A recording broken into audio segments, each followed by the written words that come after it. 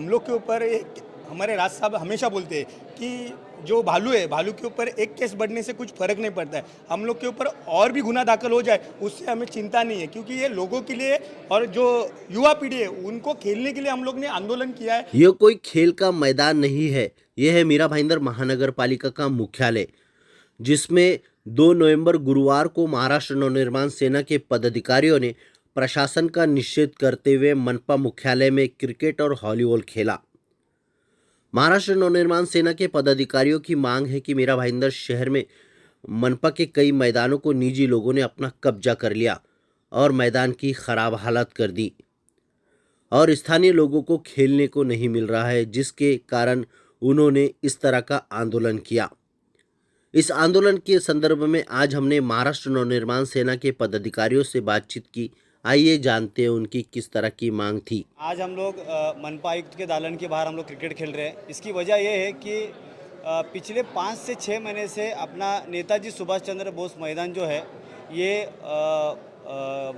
Programme के लिए उन्होंने दिया था, लेकिन जीआर के हिसाब से इतने लंबे समय तक ये ग्राउंड किसी को अलॉट नहीं कर सकते। ये कायदा है, ये जीआर है, लेकिन इस जीआर का उल्लंघन हमारे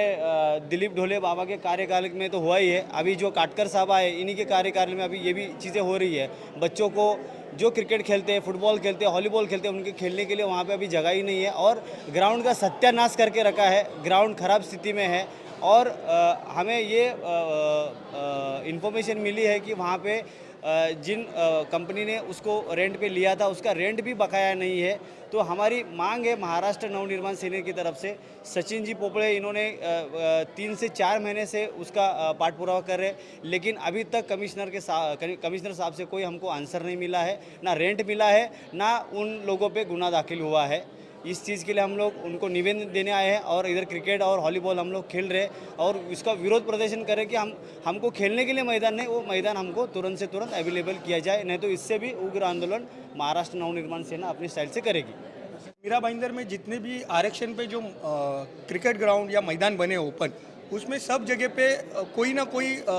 कुछ ना कुछ ऐसे काम हो रहे कि जिससे बच्चे लोग को खेलने के लिए जगह बैठी नहीं है, जगह नहीं मिल रही। क्रिकेट खेलने का है, फुटबॉल खेलने का है, वॉलीबॉल खेलने का है, उसके लिए एक भी जगह कहाँ पे है नहीं है। तो उसके लिए हम लोग ने महाराष्ट्र नवनिर्माण सेना की तरफ से पिछले 3 महीने से हम लोग पाठ पुरावा कर रहे हैं, जिसमें हम लोग ने बहुत सारे पत्र दिए, बहुत सारे ईमेल किए और इसके साथ जीआर भी लगा था जो खदगांवकर साहब के और हाईकोर्ट के ऑर्डर है। तो उनको 30 दिन के, कोई भी संस्था हो उसको 30 दिन से ज़्यादा वो मैदान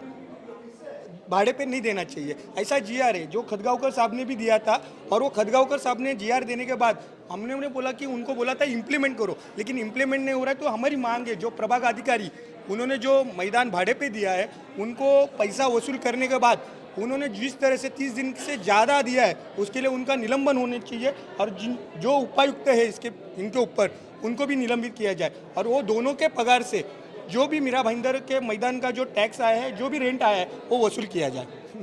हम लोग के ऊपर एक हमारे राज साहब हमेशा बोलते हैं कि जो भालू है, भालू के ऊपर एक केस बढ़ने से कुछ फर्क नहीं पड़ता है। हम लोग के ऊपर और भी गुना दाखिल हो जाए उससे हमें चिंता नहीं है, क्योंकि ये लोगों के लिए और जो युवा पीढ़ी है उनको खेलने के लिए हम लोग ने आंदोलन किया है। आंदोलन मतलब हम लोग निवेदन देने के लिए आए थे, लेकिन आयुक्त साहब जगह पे है नहीं, उसके लिए हम लोग क्रिकेट खेल के और जो सरकारी इमारत है, अगर आपने जो ग्राउंड हमारे लिए बनाए, बच्चों लोग के बनाए, उसमें खेलने के लिए जगह है नहीं, वहाँ पे अतिक्रमण है, तो बच्चे लोग खेलेंगे किधर? आयुक्त साहब के दालन में खेलेंगे ना।